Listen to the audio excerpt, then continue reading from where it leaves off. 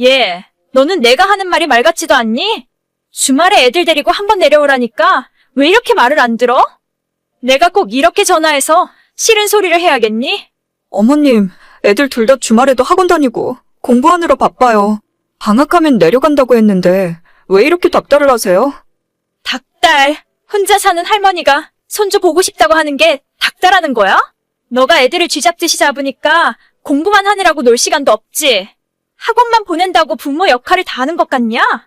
어머님 댁 한 번 내려가려면 왔다 갔다 6시간 운전해야 해요. 남편도 힘들게 일하는데 주말에 운전을 그렇게 시키셔야 직성이 풀리시겠어요? 제가 애들 사진도 자주 보내드리고 영상통화도 얼마든지 하실 수 있잖아요. 한참 애들한테 중요한 시기고 애들이 먼저 공부에 집중하고 싶다는데 대체 왜 그러시는 거예요? 아니, 아무리 그래도 그렇지. 너가 친정 근처에서 살고 싶다고 박박 우기는 바람에 내 아들 멀리 데려가 놓고 이제 와서 멀다고 보러 오기 싫다는 게 말이나 되는 소리야? 저희 결혼하고 산 지도 벌써 11년 됐어요. 제가 둘째 낳기 전만 해도 자주 내려갔었잖아요.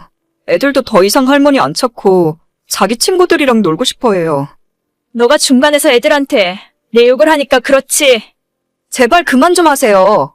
애들 학교 방학하면 학원도 방학하니까 그때 데리고 내려갈게요.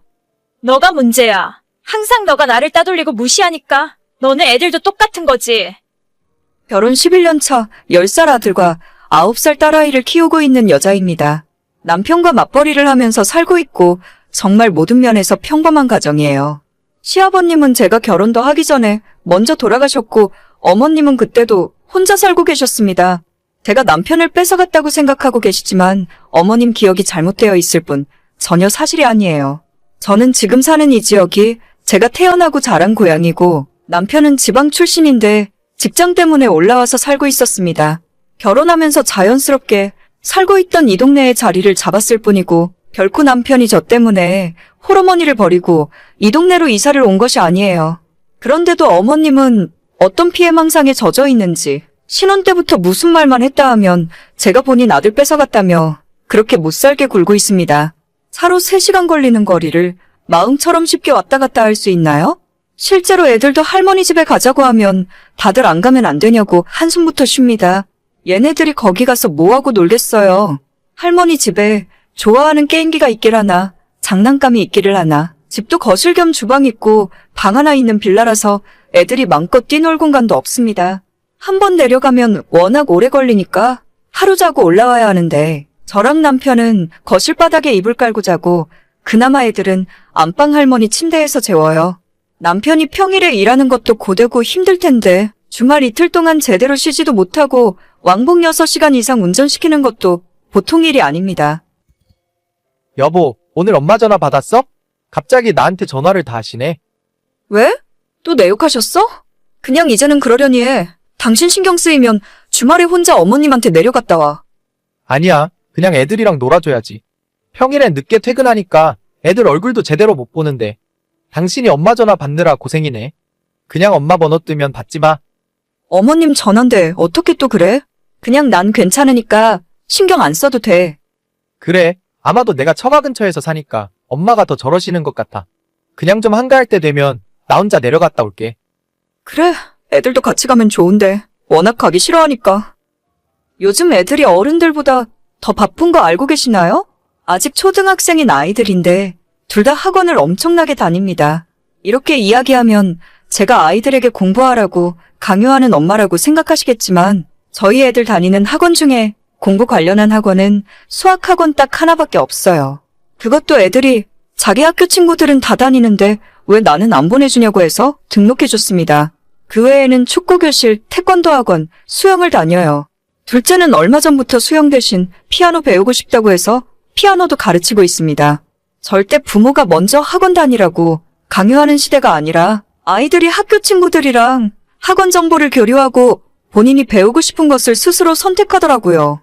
한 달에 들어가는 학원비만 해도 만만치 않은 돈이지만 저희 부부가 맞벌이를 하고 있어서 그럭저럭 학원비 걱정은 덜하고 있습니다.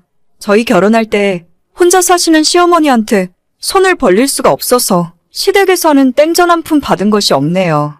그나마 남편이 알뜰하고 경제 개념이 있는 편이라서 타지에서 혼자 자취하며 살았지만 결혼할 때 적지 않은 돈을 모아놨었습니다. 그뿐만 아니라 저희 친정에서 큰 도움을 주셔서 아이 둘 낳고도 크게 돈 걱정 없이 지금까지 살 수 있었어요.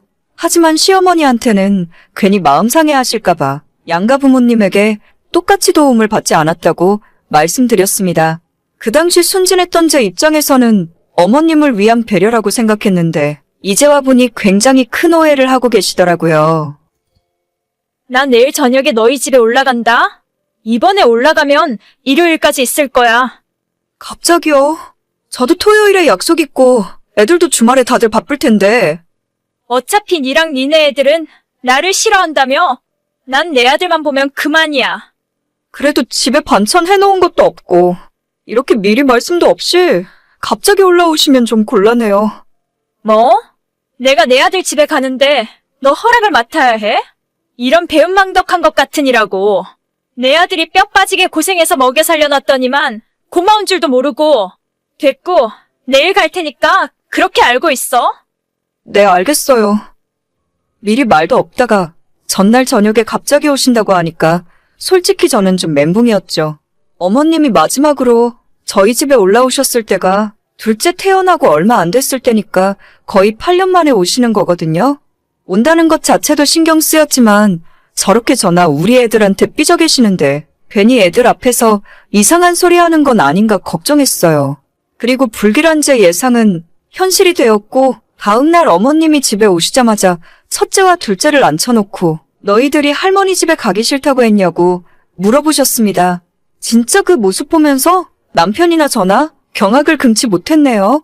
저희가 말려도 아무 소용 없었고 애들한테 할머니가 싫으냐고 그럼 앞으로 할머니 안 보고 살 거냐고 막 화를 내시는 겁니다. 원래 성격이 괴팍하신 분인 건 알았지만 정말 이건 선을 넘었다고 생각했어요. 남편이랑 제가 뜯어말리다가 어머님이랑 크게 싸우게 됐고 보다 못한 남편이 그 한밤중에 어머님을 집으로 다시 모셔드리겠다며 억지로 끌고 나갔습니다. 애들 앞에서 못 볼 꼴을 보여주게 되어서 너무 미안하고 속에서 화도 치밀어 오르더라고요. 놀란 아이들을 간신히 진정시키고 저도 안방으로 들어왔는데 그때 남편이랑 같이 내려가고 있던 어머님에게서 카톡이 왔습니다.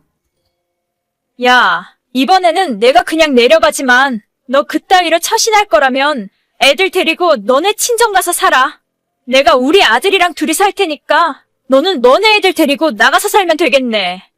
어머님, 뭔가 크게 오해하고 계신데요. 일단 이 집이 애들 아빠 집이 아니에요. 무슨 소리야? 우리 아들이 일해서 번 돈으로 산 거지. 니까 짓게 나가서 벌어봐야 얼마나 벌어온다고? 공동명인이 그딴 소리 할 거라면 내 앞에서 안 통해. 아니 그게 아니라 저희가 사는 이 집은 저 결혼할 때 친정에서 해주신 집이라서요. 굳이 나가야 하면 애들 아빠가 나가야 하는데 제가 알기로는 저나 우리 애들 놔두고 집 나갈 사람이 아니에요. 니들 결혼하고 돈 모아서 산 집이라면서? 저희가 버는 돈으로 이런 아파트를 어떻게 사요? 애들 둘 키우면서 살면 월급 남는 것도 없어요. 그래도 한 집의 가장은 남편인 거야. 누가 아니래요? 우리 집의 가장은 애들 아빠고 이 집은 제 명의로 된 제 집이라고요. 상황 파악을 한 건지 그 이후로 답장은 오질 않았습니다. 남편이 그 늦은 시간에 시모를 댁에 모셔다 드리고 다시 집에 돌아왔을 때는 새벽 4시가 넘은 시간이었죠. 그 사이에 저와 시모가 카톡으로 한판 붙었다는 사실을 남편은 모르고 있었는지 갔다 와서 한다는 소리가 엄마가 내려가는 동안에 차 안에서 화도 다 풀리고 저에 대해 아무 소리 안 해서 좋았다고 하더라고요. 크게 충격을 받으셨는지 그 뒤로 지금까지 한 번도 시모한테 연락 온 적이 없습니다. 매주 꼬박 2-3번씩 전화해서 속을 다 뒤집어 놓는 분이었는데 이제는 더 이상 쫓아낸다 소리를 못 하시겠죠.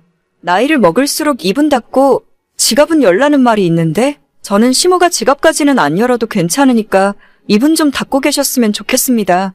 얘기를 하면 할수록 본전도 못 찾을 텐데 자꾸 저랑 싸워봤자 좋을 것이 하나도 없으니까요. 저도 그렇게까지 못된 사람은 아니라 평소에 며느리로서 기본은 하며 살았습니다. 8월에 애들 학원 방학하면 그때나 한번 애들 데리고 내려가야겠네요. 오늘의 사연은 여기까지입니다. 구독과 좋아요, 알림 설정은 많은 힘이 됩니다. 다들 행복하시고 좋은 하루 되세요.